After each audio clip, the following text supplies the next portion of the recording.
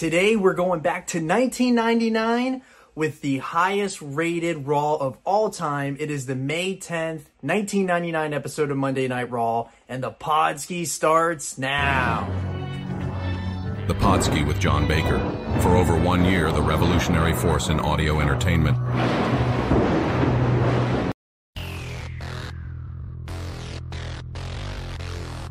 Ooh, yeah! Brother, Let me talk to you! Freak out, freak out! I just had an out-of-body experience! The insane in the membrane! Brother, Yeah! And I'm here for only one reason, and that's to take it to the limit, yeah! somebody stop the damn man! I'm living on the edge. Who is your daddy?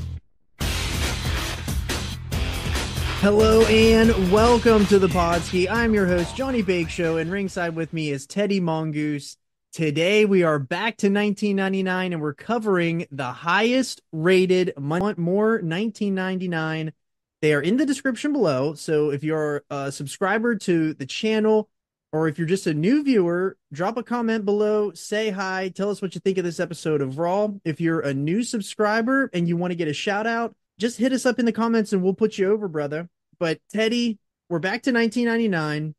We recently did the Backlash show, and I just want to mention again, if you haven't watched that show, to head over to the channel. We're going to give a quick rundown of this Backlash show. So we had Al Snow winning the Hardcore title, Godfather retained the IC title, New Age Outlaws became #1 contenders for the tag titles, Mankind defeated Big Show in a Boiler Room Brawl, we had Triple H defeating X-Pac, Undertaker beating Shamrock, and the main event was the rematch from WrestleMania 15, and StoneCold Steve Austin beats The Rock for the WWF title, gaining back his Broken Skull title.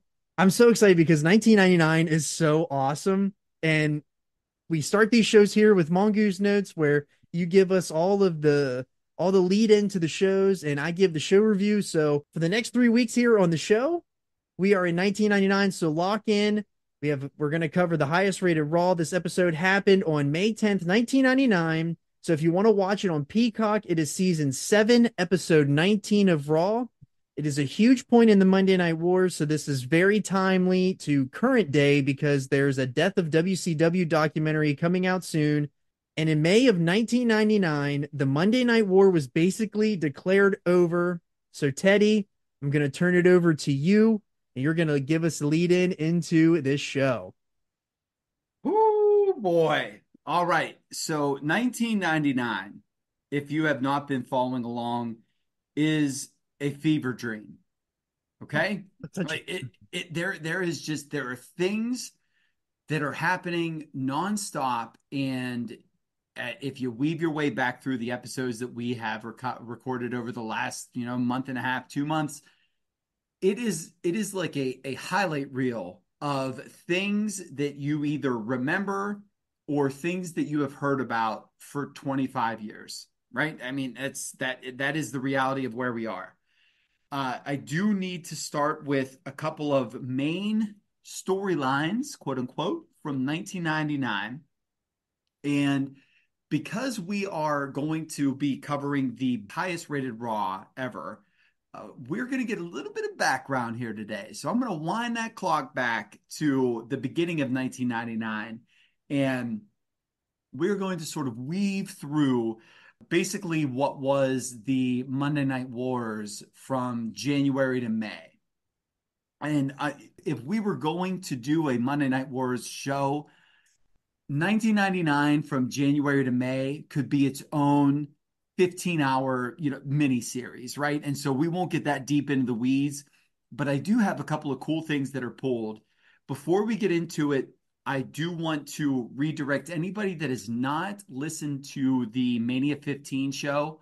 Right off the bat, one of the biggest stories of the year is Shawn Michaels' career-ending back surgery. I'm only bringing that up because he has himself a GM role, and then he finds himself on the episode that we're going to talk about here today.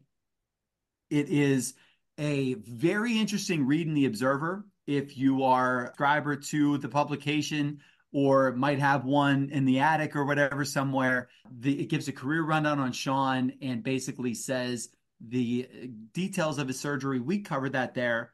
We also have Chris Jericho's negotiations going on between WCW and WWF. I have a couple of things in there I'm going to weave into here.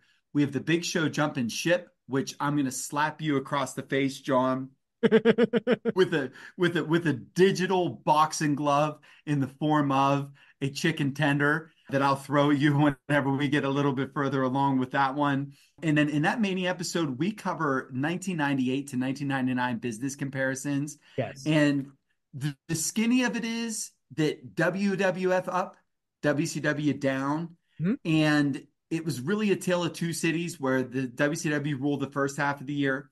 WWF owns the second half of the year. And now WWF is clicking on all cylinders coming into 1999. Let me get us into the war. We did the war to settle the score last week. This is sort of the modern day version of that. So I'm going to take us back to January 18th. This is 1999.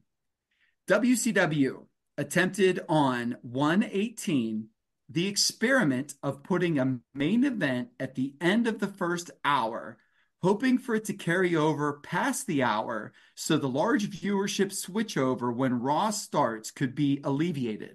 Here's what's crazy. This is the Triple H Tony Khan idea. It is. Of start hot, hot, hot. And it's really cool.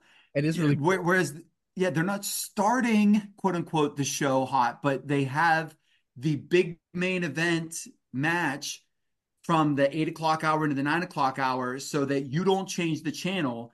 Whereas when you have your Triple H pay-per-view now, the big match is at the beginning. We actually talked about that last week with Saturday Night's Main Event. Did, yeah. Where the big match is in the beginning to get the audience and try to hold them then for what you might feed them later. So WCW first experimented with this on January 18th of 99.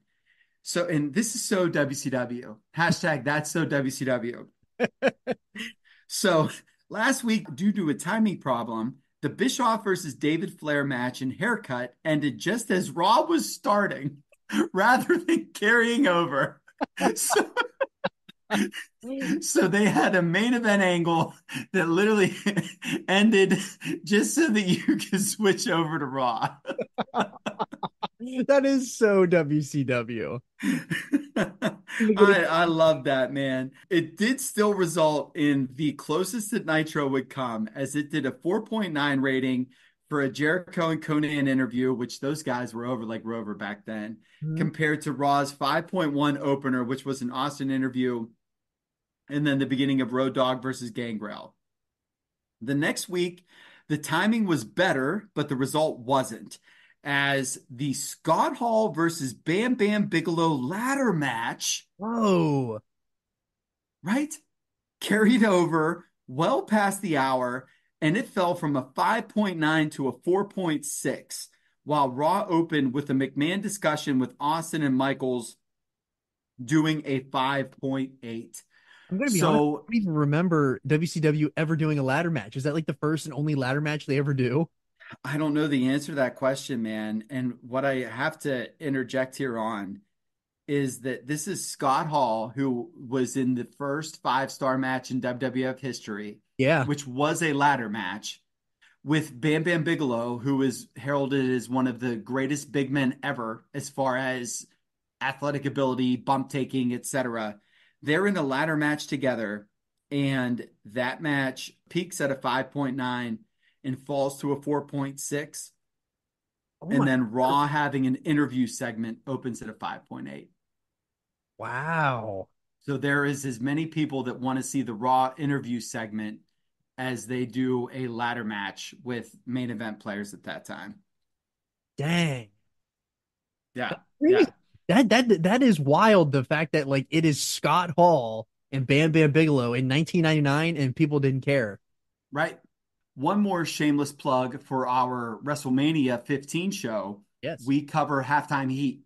We do. And what I have here is I have hashtag Pop Culture Wars. We have the WWF doing Halftime Heat. We have a Super Bowl commercial. And we have WCW, who is not just mailing it in. I do give them credit for this. Several WCW wrestlers taped a segment for MTV on 123 in Big Bear, California, which, if you are a millennial like myself, you remember MTV Hmm? Snowed In. Oh, So there was spring break and then there was Snowed In. So they were taping for Snowed In. There was a battle royal that was to air on 2/7, which was a week or so after Halftime Heat. Larry Zbyszko, Rocker, Rob Zombie, and Jimmy Hart did the announcing. dude, that is an awesome commentary team.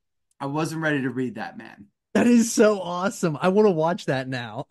We'll put it in the description below if I can find Yeah. Zbyszko uttered the line of the year when he introduced to Zombie, saying that the last time he worked with a zombie was when he wrestled Dusty Rhodes. Zbyszko's so good, dude. it. He's so good. Wow. That is incredible. So get ready for this. Talking fever dreams in 99. Brian Adams won a battle royal, which included Conan, Wrath, Kidman, Booker T, and Disco Inferno. Oh my God. Con- Conan dressed up as a security guard and jumped him after the match when they were going to present him with his trophy. That would be Brian Adams. And so that is our sort of pop culture war thing that I have there. The other thing that I want to note, and this will be my last shameless plug for the Mania 15 show, is there is so much stuff going on in this era with the Winnipeg School Board. And Yeah. then that leads us to the Outside the Line show. From the WrestleMania 15 show, we ended with that. Yes, yes. So check that out, man. There's a lot of meat on that bone. So our next little, stop on the war train is, so we have Pop Culture Wars set up with Halftime Heat versus MTV Snowed In. Huh? Now we are going to look at sort of Hot Shots Are Us, right? So WCW knows that they're in trouble, okay? So they have, and this would have been from the February 8th, 99 Observer. The plan is for the February 26th Alamo Dome Nitro show to have Goldberg versus Nash, Sting versus Luger, Page versus Hart, Whoa. Flair and Benoit and Malenko versus Wyndham and Henning and Steiner, Conan versus Scott Hall, Ray versus Hoovy versus Kidman in a triangle match, and Chavo Jr. and Silver King and Hector Garza versus Psychosis, La Parca, and Norman Smiley. Yeah, talk about a hot shot. And here's the thing, John. I tried to go back into, and I didn't read through all the Observer notes on this just because of time constraints. I did go back through WCW results. The main event of that show had Goldberg beating Bam Bam Bigelow. Oh my word. So I'm not saying that they didn't deliver on what was promised. And they also might not have advertised, because this is a WWF show that we're doing. And so we're not going nitro to nitro. But whenever I see the marquee or the idea being Goldberg versus Nash, and then it ends with Goldberg beating Bam Bam Bigelow, you sort of wonder how we get to where we got to, right? It explains a lot. It seems like the house of cards is starting to topple over. Which is a perfect segue into my next note, where from this same Observer, which was February 9th, Nash and Diamond Dallas Page spoke at a meeting before Nitro. Nash said that he didn't want people coming in late because they're going to start pre-taping features before the show, and was adamant about saying that everyone has to do jobs. Everyone, I guess, except for Kevin Nash. For Kevin Nash. We love you, Big Kev. Right? Oh, dude, you're the best. You're the best. He basically said, as is obvious, that they're going to do more skits and pre-tape segments on Nitro, a la Raw. So they're going to start to play with the format a little bit here. We fast forward to, and this one's really interesting, the February 15th Observer. We didn't cover this one, and if we maybe we did, and if we did, forgive me, you can just cut this out if we did cover it. So we didn't cover this one, but The Raw at the Sky Dome in Toronto drew the largest crowd in the history of the 3+ years Monday Night Wars. So there was a Raw taped from the Sky Dome in Toronto that had 41,432 fans. 38,661 were paid. And that was a gate of $1.134 million Canadian, which was $737,000 US Wow. for a Raw. For a Raw. Yep. And that at the time was the third largest crowd and the third largest gate ever for pro wrestling in Canada. They literally, everything they did turned to gold back then. And do you want to know why I needed to bring this one up, John? Why? Not only because we are talking about the highest rated show ever, Yes. but because the best gate previously was the Mania 6 Warrior and Hogan match and Paul Orndorff versus Hulk Hogan that drew 69,300 people. And that was August 28th, 1985. We mentioned that last week on the Saturday night's main event show that we're coming up on that Hogan and Orndorff show. Yep. That match outdrew WrestleMania 6. Wow. That's So, crazy. yeah, it really is. And it was cool enough that I that had to make the cutting floor today. You know what I'm saying? Yeah. So for that show, Dave notes that it was marred by a lack of crowd heat for most of the matches and incredibly rowdy behavior. There was constant fights in the crowd that diverted from the show, and fans pelted the ring with garbage for the last 45 minutes of that show. There was an advertised Steve Austin versus Mankind main event that never took place. In parentheses, remember this the next time WCW advertises a main event for television and fails to deliver. And parenthesis. The only wrestlers that appeared to be over live were Austin and The Rock, which it says that The Rock also had no heat for his match. We do have big business in Canada, our Canadian friends. Toronto is, they sold out Forbidden Door last year in 30 seconds. That was the famous site of The Rock versus Hulk Hogan. You know what I mean? So the famed wrestling city, and here they come up again. So here's a very, very interesting nugget. And I don't know if you're familiar, and I'm not sure if we brought this up before, but have you ever heard of a potential WCW and NBC show? No, I don't think we've talked about an NBC WCW show. Okay, I'm glad that we didn't, or if we did, that you don't remember. Yeah. And the reason that I bring this up is that I, as a youth, remember watching Nitro and seeing them plugging a upcoming NBC special. Okay. Okay. That show obviously never happened. Yeah, and that's crazy that, especially with the relationship that WWF had with NBC, even when, before the wars started, but up till even now with Peacock. Right. Well, WCW at quote unquote at the time was the hot company because negotiations would have had to have been going on, prior to February of 99.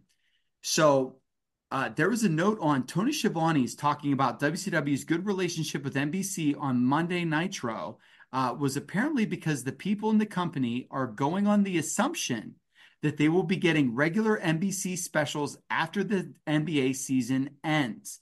We have not heard any firm dates or a firm deal. And the crazy thing about that is it doesn't happen, right? It doesn't. And this is noted in Brian Alvarez's Death of WCW book, which if you have not read, go buy it now, dude. It's on Amazon. It's like $20. It's an incredible read. But there are things into there. I can, go into my Wayback Machine and remember them basically plugging an upcoming show that never happened. And I didn't get deep enough into the Observer, but I almost think that Master P was supposed to be, his debut was supposed to sort of be tied to the NBC special. Okay, that's interesting. That's kind of crazy that they would have gone to broadcast television when they were dying. Like, Imagine if it would have saved them because they would Correct. have had to put that product on so many more eyes. Well, and one of the things with the death of WCW was that there were things that were supposed to happen that didn't. Yeah. I And mean, that was the whole thing. I heard Bischoff talk a little bit about it. I was out on 83 weeks pretty fast, only because I read the death of WCW, and I heard him say enough times that like the reporters don't know anything, when in reality I'm thinking like, bro, you lost $87 million in 2001. Like they might know a little bit. yeah, Do you know? yeah. And so like that sort of made me phase out, but he wasn't wrong whenever he says about like things were in play and there were things that people didn't know. And absolutely one of those was, and we'll get into this later on, Uh-huh. but he was going to basically repackage the company. They were going to go dark, quote Mhm. unquote, and then they were going to restart a new season. And Yes. then Vince ends up on TV. You know what Yeah. I'm saying? Mhm. So That is, I do remember that. And I've started the Guy Evans Nitro book. I've just never finished it. I'm at sold out 97. So I have a lot of reading to do left in that right, book. right. Which that book, the thing about it is that Bischoff says it's a great book. And I'm not denying that it's a great book. However, what I understand to be the difference between Guy Evans' book and the Alvarez and R.D. Reynolds book is that the Alvarez and R.D. Reynolds book digs way more into the nuances that were bad business decisions, whereas the Guy Evans book is almost like a week by week TV report. Yes, it is. Do you know what I'm saying? And so that's where Bischoff has his problem, because he sort of gets called out in the R.D. Reynolds Alvarez book. Mhm. Whereas in the Guy Evans book, it places more blame onto like Turner. Yes, it does. So Kind of where I was at with it too. That's kind of my understanding. right, right. So speaking of blame in WCW, the bloom is already starting to be off the rose when it comes to morale. The biggest complaints are, and this one is valid, that WCW has made it almost impossible to be a babyface, because the role of the heels is to try to be cool baby faces, and the baby faces are presented as dumb saps to be constantly outwitted. The other is that only the same guys with political pull in all the videos and nobody else, whether they get crowd reactions or not, is given the opportunity just like before. So we got some seeds sown, man. That's a sentence and a half that he threw out there. That was not a bunch of saps. Dude, the one thing about the Observer here is that 99 observers, he's funny, there's humor, there's all these things. There is still no editor, right? There's no punctuation. There's a whole bunch of misspelled words, and that's all right. Quick note on Chris Jericho, and this is from February. They were told that the Jericho offer from WCW was that he was going to be getting a $750,000 a year offer, and that he wasn't going to take it anyway. That's Sting money. That is Sting money. Well, it'll come out later on that Goldberg was frustrated at the amount of money that Hogan and even Bret Hart and Sting and some of those guys were making.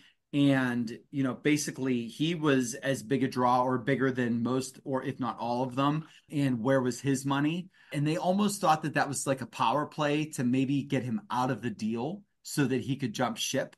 But the Jericho $750,000 a year money, at especially for somebody that was a prelim cruiserweight guy, It's crazy. it was. And he wanted out anyways, man. Really, So that Vince money. think about that. Right So move. we fast forward in February 22nd's Observer. So we're at the end of February of 99. WCW notes, in all caps, this new concept is a loser. That took him 3 weeks to figure that out. I can't express how screwed up this company is right now. The 215 Nitro may have been the worst episode of this show in history. Fast forward, there's nothing to learn this week. It's a blowout. Everyone knows it. One show is great, the other one is horrible. The ratings will show that, and there's nothing else to learn. So this is in regards to the war. Yes. So he's saying, bruh, this is bad. some other things to note on 214 in prime time, when WCW was supposed to have its first NBC special, while there was an NBA game in the afternoon from 8 to 10. So there was going to be an NBA game in the afternoon, WCW from 8 to 10. And John, I remember this because this is contemporaneous with Halftime Heat. Like, Yeah. I remember them saying that we're going to be on NBC during their broadcasts. Yes. Well, that didn't happen. I wonder So, why. right. So it says, so they aired regular programming. Something fishy is going on. When the whole NBC thing went down, NBC never confirmed the story, but everyone in WCW was told buildings were booked for dates over the next year and booking plans were formulated. The WWF claimed all along there was no deal. However, the NBA strike, which was what was the impetus for these plans, was settled. WCW said that it meant the show wouldn't debut until after the NBA season. WWF officials tried to pass the word that the NBA strike being settled was the luckiest thing for Bischoff because it allows him to save face regarding announcing a deal that he hasn't made. Oh, wow. That's a big hammer on them, on WCW. It is. How And about John, I'm WWF telling just you, man, I yeah. remembered hearing it. And this could be one of those, what is that? The Mandela effect kind of deals, right? But I'm telling you, man, I remembered hearing it. So now we're going to fast forward a little bit further, and I have us into the March 1st edition of The Observer, where, drum roll, on 215, Raw drew. And the funny thing about this is that is the same episode that Dave was saying was going to be this nightmare WCW show. Uh-huh. Raw drew 6.492 million viewers to Nitro's 3.851 million viewers over the head of 2 hours. Raw did a record 5.90 rating and an 8.7 share to Nitro's 3.90 rating. It was the highest rating either company had done in a competitive situation in history. Wow. Why, I guess they're on the road to WrestleMania 15 there. Yep. And it's right after halftime heat. So all those people did end up seeing halftime heat. Okay. Yep. So there's correlation there. Okay. Yep. The closest segment was Hulk Hogan versus Rowdy Piper, which drew a 5.0 that still lost to the 5.1 that was drawn by Shane McMahon and Kane versus Triple H and X-Pac. I was hoping you were going to say something like Val Venus and Gold Dust. Yeah, this is close. Nitro spent almost the entire show below what is believed to be its 3.5 base, which that means that they thought that no matter what, if they just had Eric Bischoff taking a dump on television, that it would still draw 3.5. And they were below that. So they're in the bottom of the bottom of the bottom right. Oh, and that, yep. So this is another one, man. This is when we talk about 99 being a fever dream. And yet another example of one of life and wrestling's most perplexing moments, WCW told Bill Goldberg to go on The Tonight Show with Jay Leno on February 19th and issue a challenge to Steve Austin. Then failed to follow up on their own idea for this major grandstand angle with their typically Weasley acknowledgement of it on pay-per-view and Nitro that didn't even mention Austin's name. John Baker, did you know this happened? No. This one, I forgot about until I read about it. And my God, do I remember it now. So he literally goes out there. Let me tell you what he said. Before I do, Tony Schiavone on Nitro made reference to, quote, the challenge heard round the world, end quote, issued by Bill Goldberg on the Leno show, which was pushed through on Thunder and the night before. Challenge is the main topic on the show. We then get to Goldberg himself didn't want to issue the challenge to Austin, feeling that it might make him seem like a star beneath the level of Austin publicly, which, although he isn't something that WCW should put Goldberg in the position of looking like, since he's still the most marketable wrestler in the company. It was the idea of Was it Eric Bischoff? and Kevin Nash. Oh, jeez. It was the idea of Eric Bischoff and Kevin Nash, who ordered him to do it, and as usual, wasn't very well thought out, thinking that the original idea for Goldberg to challenge anyone in the rival company, they decided that him challenging anybody was a bad look, so they decided to make it to be for Austin specifically. Goldberg was told to say that he was putting up $100,000 of his own money for a winner-take-all match for charity, and if he won, his winnings would go to the Society for the Prevention of Cruelty to Animals or another animal rights type of organization that Goldberg actually legitimately devotes a lot of time to, which I've read that before. That's also funny because we talk about how Austin and Goldberg were potentially doing their own promoted show, fast forwarding to 2004. Oh, yeah. And I don't know if they're boys yet or not, but which could have been, that's not mentioned here, but perhaps that's a little bit of the trepidation that's there or whatever. Get ready for this one though, dude. This is a hashtag Mongoose Read segment, but just get ready, man. Nash also told Goldberg he was working on his backdoor building to some sort of a deal that he was hoping to put together where he and Goldberg would do a work shoot angle with Austin and Ken Shamrock, feeling the interpromotional aspect of it would get the world thinking it was real and it would become the biggest thing in wrestling in years, particularly with Shamrock's name involved, and eventually turn into a worked fight when it took place. And he'd share in the spotlight of the big interpromotional angle, which would give him the rub from the match and the stars involved, along with the rep as a shooter to the fans, which comes in handy every now and then, even if there is a serious angle being done. I've literally there's no punctuation there. But so Kevin Nash has the idea of, hey, Bill, me and you versus Austin and Shamrock in an interpromotional work shoot angle, and I think that I got the goods to be able to make this happen. If there is any way that Kevin Nash ends up seeing this clip or anything, I want to know if that was actually said or if that's just made up Dave shit. Because yeah. I don't care if Kevin Nash lies to us. Right. That is awesome. I'd be willing to bet that it's not made up, but who told him? Like, is Sean Waltman on the phone saying, hey, Dave, me and Kevin got drunk last night and we have this idea? Yes. Because that could be the context too. I hope that's what happened. I hope that I was so drunk. I've got a nugget for next week's show about X-Pac. I'm not even saying anything more. If you want to know what the X-Pac nugget is, listen into the WWF No Mercy UK show next week. All right. And so the idea was to do it on NBC, which is why Goldberg brought up on the Leno show of having the idea of the match. And the idea would be that it'd be on NBC, held near the Tonight Show set. Okay. And here's my follow-up, just brief. Austin was on Howard Stern on 222.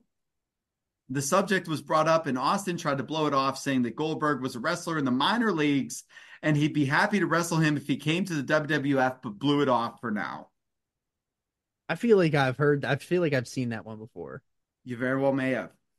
I fast forward a little bit. Chris Jericho may be leaning toward the idea of leaving based on recent activities and lack of pushing for guys on his level. Signing Jericho is actually considered something of a huge priority in Titan. I then get to the Big Show nugget. Well, it's a big nug. The deal with Paul White was pretty well put together way back in December 1996. What? Brian Wickens, who was Bushwhacker Luke, was an intermediary to avoid tampering, helping set up White's agent with Vince McMahon. White told McMahon that his agent had the right to negotiate with him so McMahon could avoid tampering, which could be the case with direct negotiations with White. The sides agreed back then in 1996 to a 10-year deal at a little under $1 million per year. As best we can tell, the only part Hogan played in the deal was that whenever Giant was close to changing his mind, Hogan convinced him to take McMahon's deal because McMahon could make him a bigger star. The fact that Hogan has a rep for doing what is best for himself, and he wanted White on the other side for a 10-year deal, as opposed to, say, a 3-year deal where McMahon could make him and then have him jump back, seems to indicate Hogan is looking for another WWF run at some point. I can't even believe that they were looking at the Giant in 96 and we're talking about fucking Bushwhacker Luke being the intermediary. We just saw his ass at MCW. His actual butt. And that dude brokered a $10 million deal. I can't believe that just came out of your mouth. I knew you weren't ready for that, which is like we didn't need to talk Big Show, but we had to talk Big Show there for a We're going second. to talk about Big Show on this episode of Raw. I'm saying as far as the deal goes, because he's already there, right? Right. Okay, and here is my last thing, man.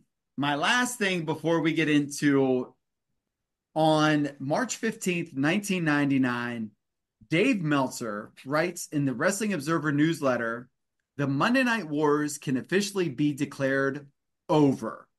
The World Wrestling Federation lost a few battles over the nearly 4 years, but it has now won the war.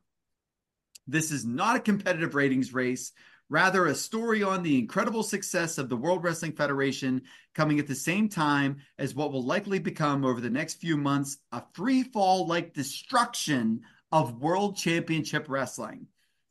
So I'm going to give you a couple of nuggets here, and then I'm going to just spit Dave being straight mirror ball guy. The WWF set a record rating with, get ready for this, a 5.09 rating for a Sunday Night Heat on March 7th. A Sunday. That's what they were doing on a Monday. 5.09 Sunday Night Heat. Oh, my Lord. Followed by a 6.46 for Raw the next night. Sold out both house shows over the weekend. Has Sable on the cover of Playboy. A second set of TV Guide covers with The Rock, Mankind, Steve Austin, and Sable, all leading into a WrestleMania show that will surely be the biggest money pay-per-view in company history and the non-biggest boxing event in the history of pay-per-view. Well, he nailed that. He did. He literally nailed that. So Eric Bischoff is now on vacation in France.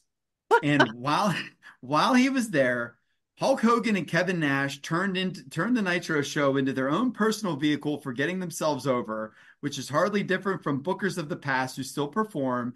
But what is different is the lengths that they have gone to bury virtually all of the talent and put on what many would say was the single worst major league promotion television show in the history of TV on March 8th. The morale of the undercard wrestlers, which has been largely bad to awful ever since the collective realization that the old guys on top were actually burying them rather than feeling that it was their only their own paranoia saying so, hit rock bottom. Bischoff was asked about this and said that Nash had the book and it was up to him to sink or swim. And here's where Dave says that Nitro hits rock bottom. The show opened with one solid hour of videos featuring Hogan, Nash, Scott Steiner, Buff Bagwell, and Torrie Wilson, most of which, actually the Steiner and Buff segment where they played Boston cops was kind of funny in a perverse way, were as bad as the Bischoff monologues before the Jay Leno match, featuring dated references to where Nash's former gimmick of being the world's oldest street hoodlum was unmasked to be a 40-year-old man whose idea of pop culture was the circa mid-60s movie The Graduate. We fast forward to him just burying the rest of the show. We then get to, and this is what's crazy, WCW has a history of poor booking, and then it notes to the Dusty Rhodes issue. He says Dusty's problem was that he pushed himself as the top star when, despite all of his success in the past, he was long since past his prime. He booked repetitive screwjob finishes, particularly in the main events, left the audience mad, not at the heels, but at the company. And when they went home from the show, which I put in notes there, 2017 to 19 WWF or WWE. And most of all, after everything else failed and the ship started to sink over a 1 year period, he turned nearly everyone, and Dave puts remember this one. So for everyone from heel to face to heel, winding up with fans not caring about any of the personalities anymore. So Dave says, and this is crazy because he's wrong. Because of the merchandise, TV ad revenue, and pay-per-view, and I've underlined, it would be exceedingly difficult, even with a big payroll, for the WCW to actually lose money. Well, they lose like $80 million. And I'm making that number up right now. I'll check that before we do the Invasion episode. But it is a obscene amount of money in 2000, 2001. Yes. And so Dave says there's no chance that can happen. Well, it does. And then for the turns deal, he notes that Flair is now the top heel. Hogan is trying to be the top face. Nash is now with Hogan. And in the meantime, they have dumped Bret Hart. They say his burial is complete. Finished off with his plans of Purgatory being put into a mid-card trio with Barry Windham and Kurt Hennig as traditionalists. And second-generation wrestlers, and Dave said, read that as grumpy old men, that nobody cared about whether they have good matches or not. He says, Billy Kidman is superstar potential. He's gone. Juventud Guerrera, Dave calls the single best wrestler in the United States, has been erased from the view. Conan, who is getting over almost to a shocking degree, is now getting the erasure treatment. Chris Jericho, who people in the profession compare to a young Ric Flair or Shawn Michaels, is booked as if he's the next Tracy Smothers. And it appears that Scott Steiner, Buff Bagwell, and Lex Luger will remain heels and align themselves with Flair as a top heel group and be protected along with Tori Wilson, which, because today more than ever, sex sells. And Dave says that is the death of WCW, named it on March 15th of 1999. And then he has a nice little comparison here with WCW and Crockett of 89. And he notes that Crockett in 89 had the best wrestling year maybe ever. That was all the Flair Steamboat matches. He's so creatively, work-wise, he said the guys were top-notch. He said here in JCP of 1988, morale was bad, but mentally the performers didn't quit and everyone still put on good shows. In 1999 WCW, everyone, and I mean just about everyone, from the wrestlers to the announcers to the front office, has mentally quit. It's horrible. There's nothing that anyone thinks can be done because any good idea is shot down, and it's been shot down for months because it might get the wrong person over. Take the money. Don't worry. Don't get ulcers over it because it seems to be the only attitude to survive the job other than major doses of mind-numbing medication is to just take the money. Those who signed recently wish they hadn't. Those with a chance to go anywhere else almost surely will. And none of this was the case of JCP in 1988. Boom. That is how you put a spear into the heart of a company. That is absolutely how you do it, which that is what leads us right into our episode today. The main event. Boom, boom. We hit you with all these nuggets and everything to lead up to why this is the biggest and highest rated Raw in the history of the company.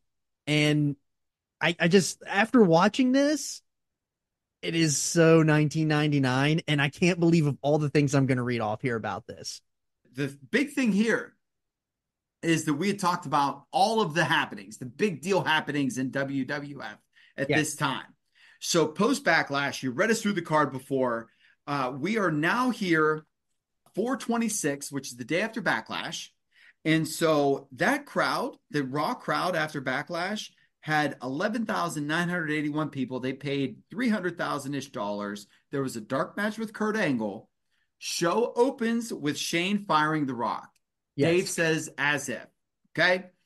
Undertaker told Vince to get his daughter back, he'd have to hand over the company to him and have Austin deliver the papers. Billy Gunn seemingly started his heel turn as he ripped on X-Pac for not getting the job done. Billy Gunn also came out with new music, and I love this dude. He's no longer Billy Gunn. He's now Mr. Ass.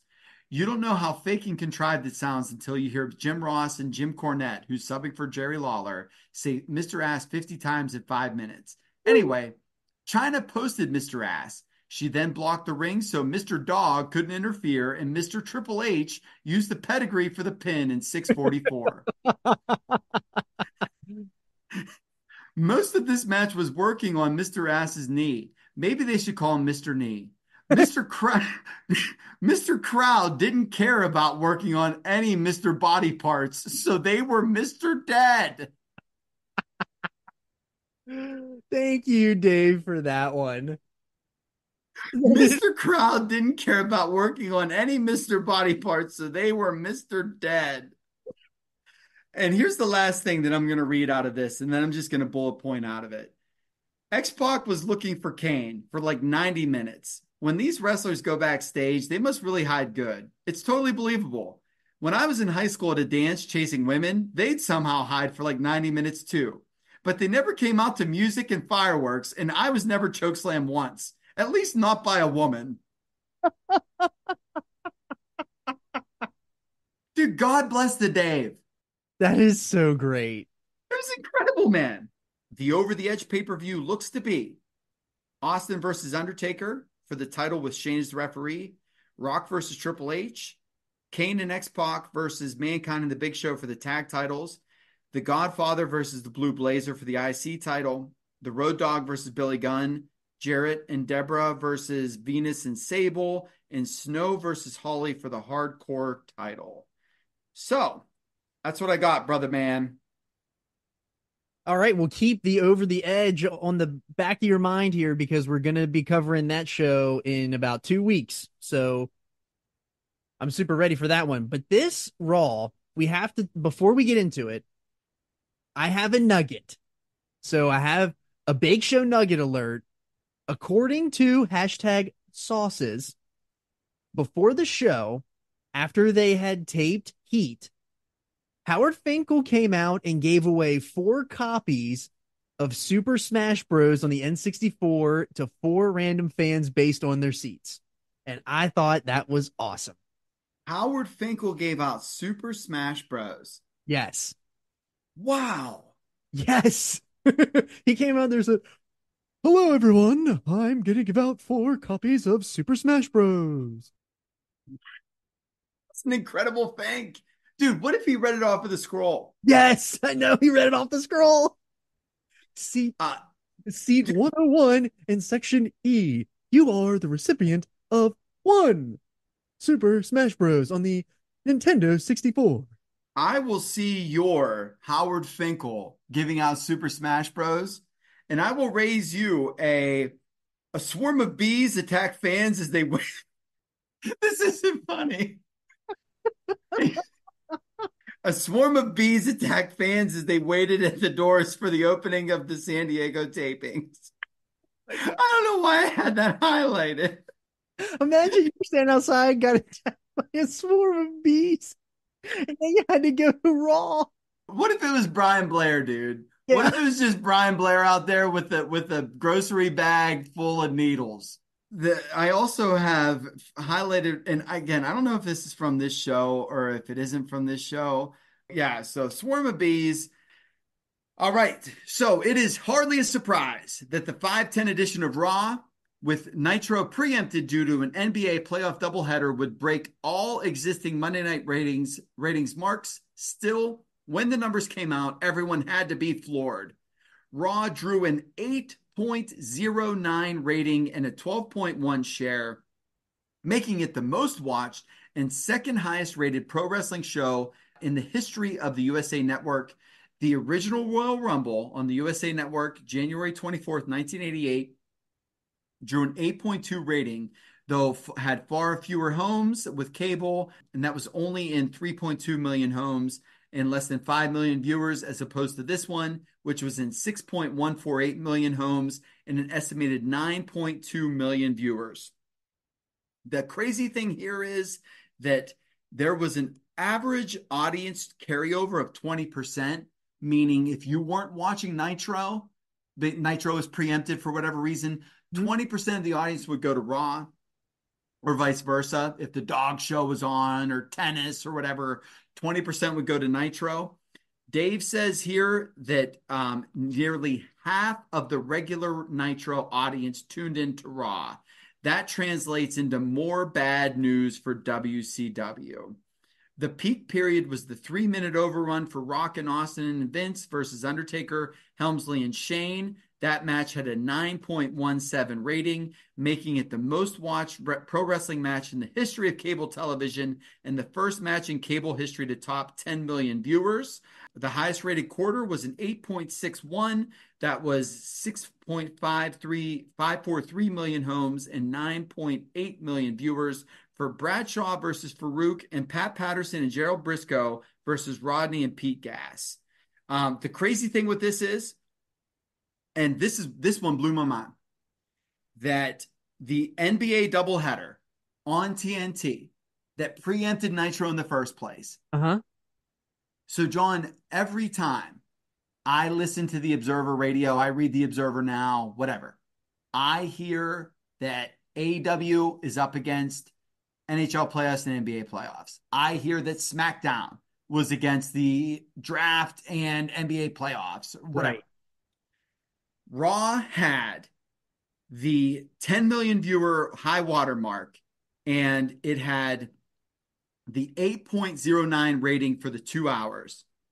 The NBA doubleheader had the Detroit Pistons versus Atlanta Hawks. That went against the first 75 minutes of Raw. It drew a 1.2 rating. The Suns versus Trailblazers game went against the remainder of Raw and did a 1.4. Dude, those games suck. They're terrible. But you know what? Guess what else sucks? Every other game that's on TV right now. None of them are any good, but I still hear about that they're taking viewers away.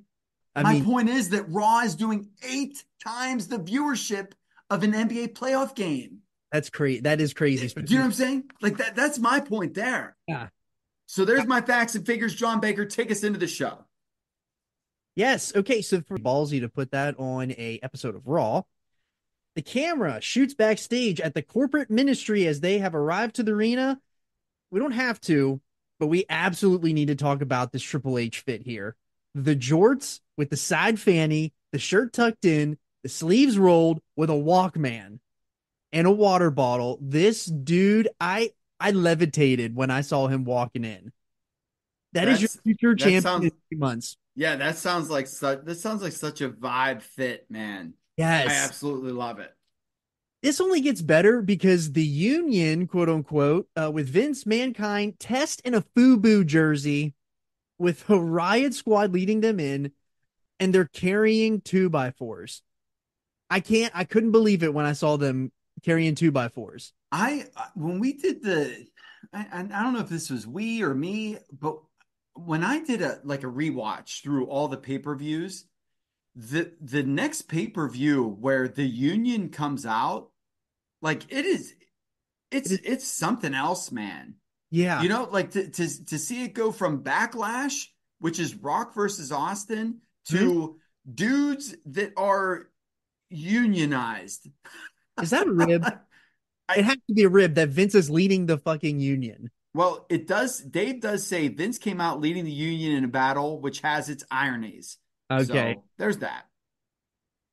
The lights go out as Jim Ross and the King welcome us in as Kane makes his way. He struts that ass down to the ring. He's going to face Mr. Ass. This match was something because Kane had his ankles tied up into ropes and was just dangling there like a dingleberry on the apron. And Billy Gunn was beating the absolute tar out of him.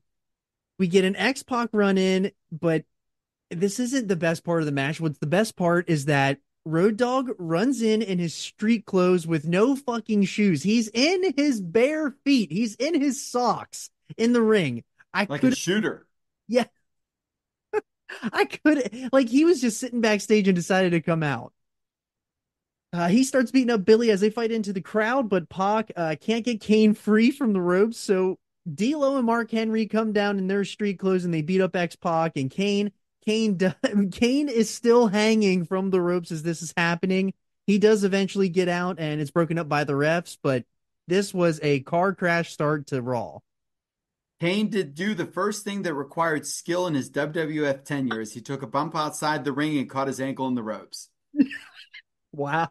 That's all I got for that one.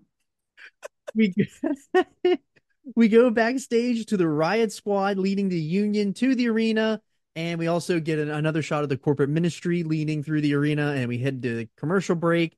As we come back from break, Jim Ross lets us know that the show is sold out in less than a day and that they have Monica Seles, who is a pro tennis player, sitting ringside. And that was awkward as hell. I don't know. Like, she looked like she didn't want to be there at all. It was strange. Well, she probably didn't.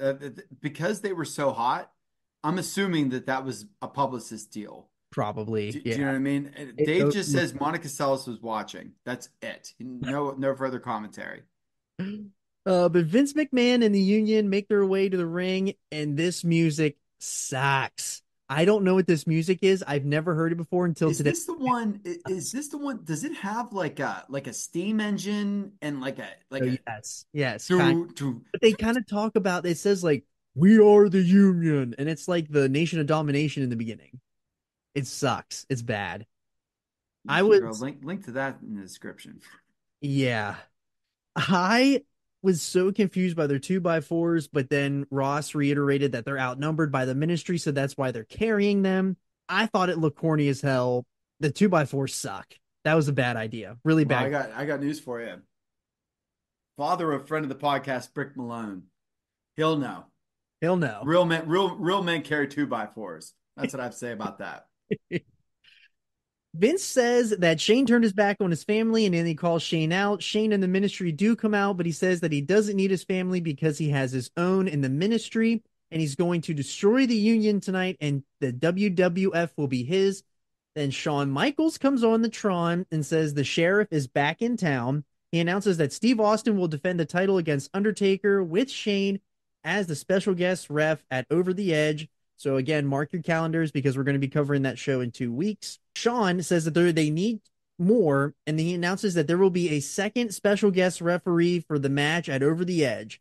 Shawn says that there will be a lumberjack match tonight with Farouk versus Bradshaw, and the lumberjacks are going to be the Union. So basically, Shawn goes on here and announces the entire card, and it's 9 matches for a 2-hour show. It's insanity. So I'm glad that you start with your true review, but I read this and I thought it was a typo. It literally says that Shawn Michaels read the card. Yes. And I was like, what? So your context helps. Yes, this is they basically create a Union versus corporate show. And so Shawn is Excalibur running through the card at the start of the show. But probably not nearly as fast, though. No, not nearly as fast. He announces that there will be a nightstick on a pole match between Test and Bossman. Gerald Briscoe and Pat Patterson versus the Mean Street Posse. Loser leaves WWF forever. Ken Shamrock versus China. Big Show versus Paul Bearer. Right. If the ministry interferes, Undertaker, 86 is his title match for Over the Edge. A hardcore handicap match with Big Vis and Midian versus Cactus Jack for one night only. Sable versus Deborah in a WWF women's title evening gown match. I have here, then I wrote, how many matches is Shawn going to announce? And then he says the main event is a 6-man tag team match between Undertaker, Triple H, and Shane McMahon versus The Rock, Stone Cold, and Vince McMahon. Shawn reveals that the 2 security guards that led the Union to the ring are himself and the final 2, Gerald Briscoe and Pat Patterson, and that he announces that he will be the special guest referee for the main event tonight. How many special guest referee spots do we need in 1999? Because it's every single show. John Baker, this show, you just gave us all of that. This show, I have Dave's notes typed onto 12-point Arial font. So sans serif. We don't even have serif in here taking up extra spots. Single spaced. I had this entire show rundown on 3 pages It's without page insanity. breaks. This is insanity. This show, I can't believe how much I have written for the show. I, It's I hope that I hope you just filled the Stanley, baby boy. All yes. right, let's go. Let's go. All right, so lock in. Our first match is Big Show versus Paul Bearer. Paul Bearer doesn't want to go to the ring, but Sean comes out and forces him to the ring. Sean joins the commentary team. Big Show gives Paul the big boot, big elbow, and then the Big Show grabs the mic and asks Shawn Michaels if Undertaker can come down and get his ass whipped instead, and to revoke the ministry can't be at ringside. Michaels waved his own clause that he literally said minutes ago, and the rest of the ministry comes down to attack Big Show. The Union then comes in to settle the score, and then the ministry ends up scattering and they go to the back. So we didn't even get a finish to this match. Nothing like starting the highest rated show ever with the F finish Yeah. with 1999. 1999. Yes. Deborah versus Sable, an evening gown match, is next for the women's WWF title. This is supposed to be the evening gown match, but Sable basically is wearing a silk robe. Sable talks, but she's then interrupted by Val Venus, and Deborah walks up to the ropes. She is distracted by Venus, and Sable rips her dress off and is the winner. As Val turns around and makes his way up to the ramp, Jeff Jarrett hits him over the head with the guitar, but Commissioner Michaels steps in since he's still at commentary. And he says that he wants the winner of this match to be the person that got the dress ripped off of them because she has puppies we've never seen before, reverses the decision, and awards Deborah the WWF title. And that is where I will drizzle in a little nugget that I have for Sable for next week. 1999. 1999. The next match is Test versus Boss Man in the Nightstick on a Pole match. Test ended up getting the nights. This match was like quick. I really wanted to fast forward through this thing, but basically Test got the nightstick off the pole, and in clear fashion of any type of stipulation match like this, whoever gets it off first is the one that's going to get their ass beat with it. Boss Man had his own retractable stick that he pulled out of nowhere, hits Test over the head, and then he gets the win. The nightstick on a pole match actually means a lot to me, simply because of Survivor Series 92 with the Boss Man. That's my limited fake nails right there. Boss Man. So I do love that, but man, I'll tell you what, if there were two things that I didn't want to see in 1999, it was Boss Man and Test. And I don't even know if a nightstick on a pole match could save it, man. Yeesh. Yes. So far, let me stop you. So far, we've had 3 matches, and we've had 3 like non-finishes. Pretty much. I mean, there was technically a finish, but it was a technically should have like a swerve finish. swerve finish, yes. So we didn't get a clean finish yet. Perfect. Val Venus is interviewed by Michael Cole saying that he has a problem with Jeff Jarrett because he walks around with Deborah, all the while she wants to be with the big Val Boski. He challenges him to a match tonight as if we don't have enough fucking matches on this show. Let's fucking add another one. Cactus Jack versus Midian and Big Vis in the hardcore handicap match.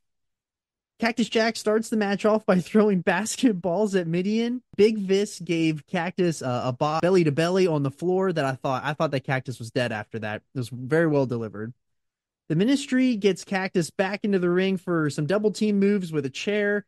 Cactus turns the tables with a double DDT and trash can shots. Cactus gives Viscera a low blow, delivers an elbow with a chair off the apron for the 1-2-3, and Cactus survives the Ministry. So finally, we get some type of clean-ish finish here on Raw. I do want to backtrack really fast, just because there's so many words here that I missed this. In regards to the Bossman and Test match, Dave did note fans didn't give a rat's ass about this match. Hell no. So there was that. To go back to where we are here. 4 minutes and 35 seconds. Dave says that Jack's mobility is down because of his knee problems, but he could do no wrong these days. John, did you see this? Bruce Pritchard, Yes. who has lost weight, Thank was you. on camera running out there and retrieving the ball. So, like some in the mob had hidden a stolen diamond in there, and he was about to go into the crowd. Yes. So was he fishing for that basketball like it owed him money? He was just out there trying to corral the basketballs. They were WNBA balls, and they were laying like by like in between the ramp and the barricade, and he just see him run down there real quick, grab them, and he's like carrying them like pumpkins, like he's stealing pumpkins in a pumpkin patch. Oh my gosh. Well, shouts to him for being in shape here. Dave even notes it, said Good. looks like he lost weight. Looks good, has a mullet. Oh, I love it, man. Had a mullet. Michael Cole is backstage with China ahead of her match against Shamrock. And this one, I don't even know what to say about this one. China basically says that she is super pissed off because she got her period today. And I wrote, this has to be written by Russo and Vince together. Dave says China said she was on her period. Yes. I can't believe that was, I can't believe that was a thing. And then he said, isn't that still in the gimmick of Jacqueline and Terry? Because they were literally called PMS at this point in time. Yes. With our boy Meat. Yeah. Which Dave also noted that Sean Stasiak will be known as Meat. The next match is the Acolytes, Farouk versus Bradshaw with the Union as the Lumberjacks. Farouk takes the mic and says there's no way that Farouk is fighting his tag team partner for the fans' entertainment. He says we all know who the winner will be if we had a match. And of course, Bradshaw says, I've been out drinking you, and now I'm going to show you I'm better than you. He also says they're a hell of a tag team, and don't make me ruin it by handing you your ass. And that fucking sucked. This match was totally, I fast forward through it, and the ministry basically comes out, orders them to stop fighting for the Lumberjacks to get in the ring, and then the Union beats Big Vis's ass with the 2x4s. The Union chased him off except for Viscera, who was too fat and too slow to move out of there. So he was hit by the lamest 2x4 shots you'll ever see. Yes, they were super soft. Next is probably the best part of the show, and it is Briscoe and Patterson versus the Mean Street Posse. The Stooges make their way to the ring to Real American, and the brawl starts on the outside as Pat is taken out by the ring post. Briscoe is able to hold off the posse but they do eventually gain some control. Pete Gas of the posse takes his belt off, and as he goes to whip Briscoe, Patterson runs in with his riot helmet and takes out the posse. Briscoe puts Pete Gas in the figure four as Patterson lays a Boston Crab in as the Mean Street Posse double taps, and the Stooges are the winners, and there was an enormous crowd pop. The Mean Street Posse has to leave the WWF, and I have written here post-match, Pat Patterson rips his shirt off and does the Hogan pose to Real American, and it was incredible. Dave notes in this issue that the Pat Patterson is 61 and can't go long, but knows how to do a lot with a little bit and could work with anybody. Mm-hmm. And that they were so insane, great baby faces. And he also compliments how good of a heel Shane is. And in the Raw previous to this, that we sort of skipped over, he does note that Shane is such a great heel. Dave does not like Shane, but he says how good of a heel Shane is. And that basically Pat Patterson is that good of a worker that he knows how to make a crowd want it. You know what I'm saying? Yes, and they did, and they got it, and they popped huge for it.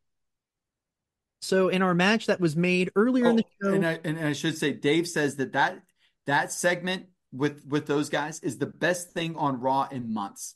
Which this is a time where thing after thing is happening. Wow, that's really crazy to say, considering this is those two guys. Our next match is what was made earlier in the night by Val Venus. So Jeff Jarrett comes to the ring and does the Val Venus Hello Ladies. It gets loud boos. Venus runs down to the ring, and this was way too long. There's no reason to have this match on the show. Just, I wanted the damn main event. So Deborah does her distraction as Jarrett hits Val Venus with the women's belt, and Jarrett gets the win here. I could not believe it. This was so long. It felt like it was 10 minutes, and it didn't need to be. 8 minutes long was the official time. Felt so long. Jarrett beat Venus in 8 minutes of "We Want Puppies" chants. Yes, that's exactly what happened. So then next, we briefly talked about this on the Backlash 99 show. So check this out in the archives. But the Beaver cleavage skit happened next on this show, and I couldn't believe it. Wow. All I have is just wow. There's beaver cleavage stuff to get into that I don't feel like saying on a podcast, so I Oh, won't. fair. So China and Shamrock is next, and what's awesome here, and this is what I said on the Backlash show, is that Triple H and China's music sucked, but here we get the instrumental for My Time, and it is awesome. The instrumental, that song is so good. So I'll tell you what, man. If he didn't have my time, I don't know if he works Yes, on the trajectory he was put on.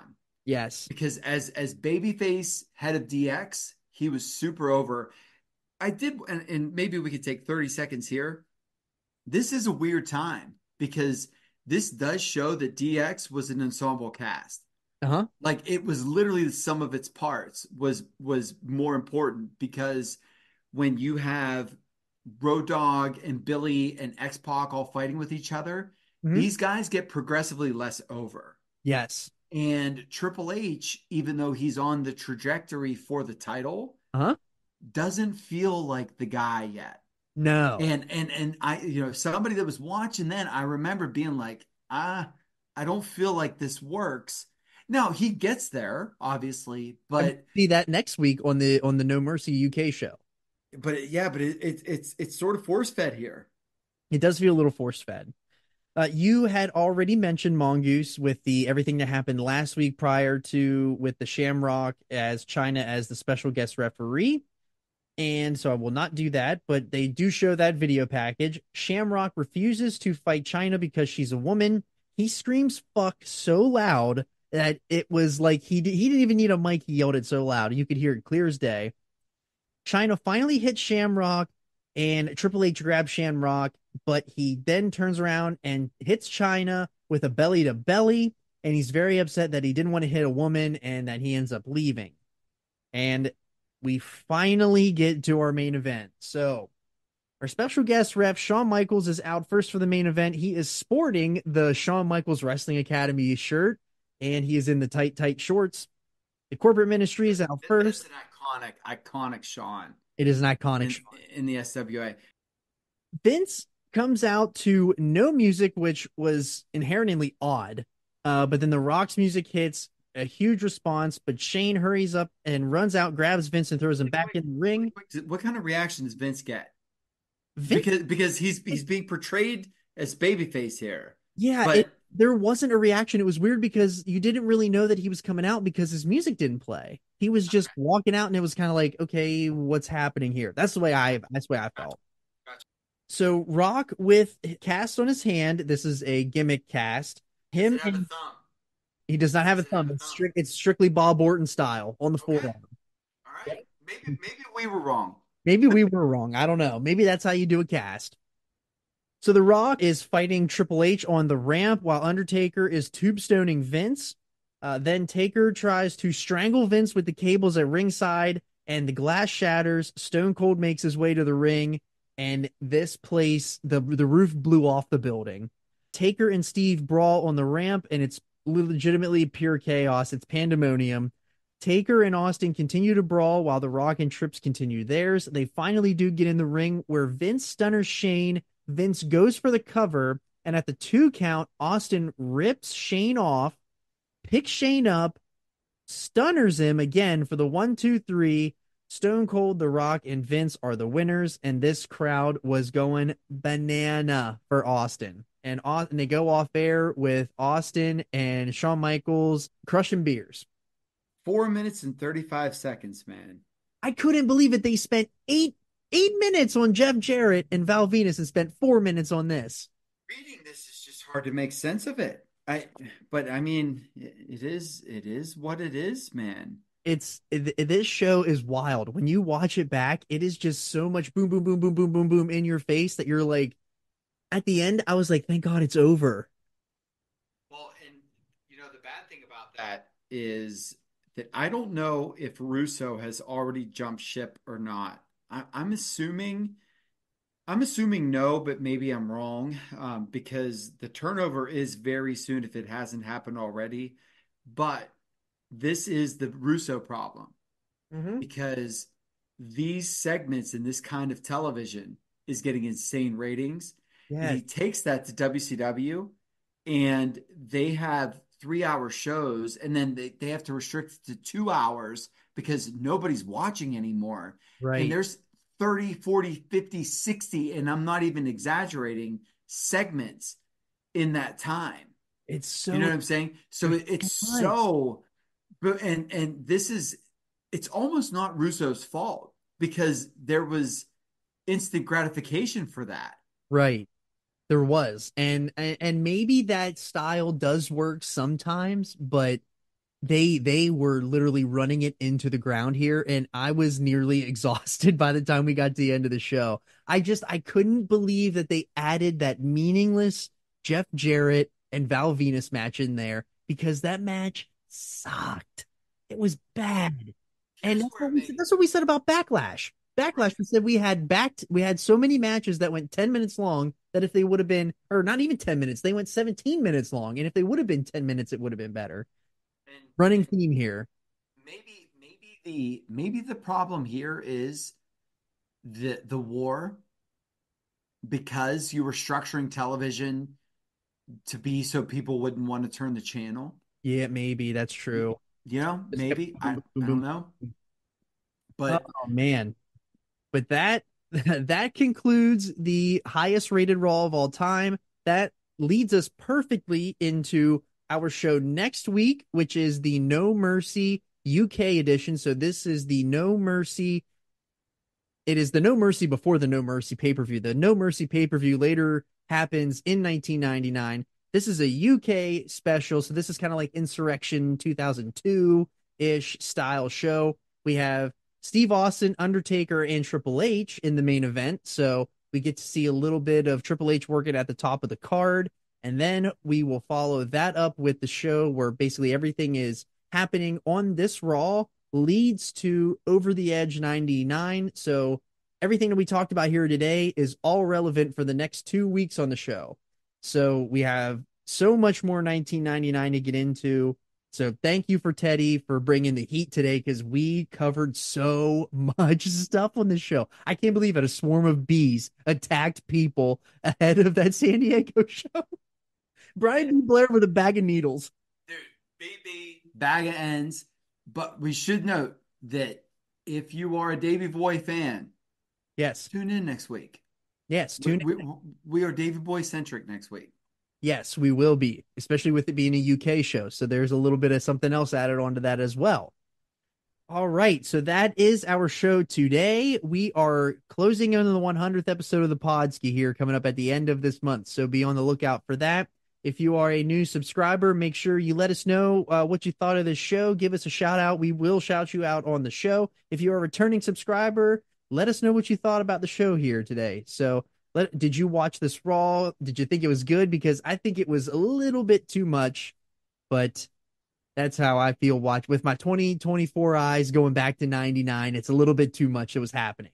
And with that, we will see you next time on the Podski.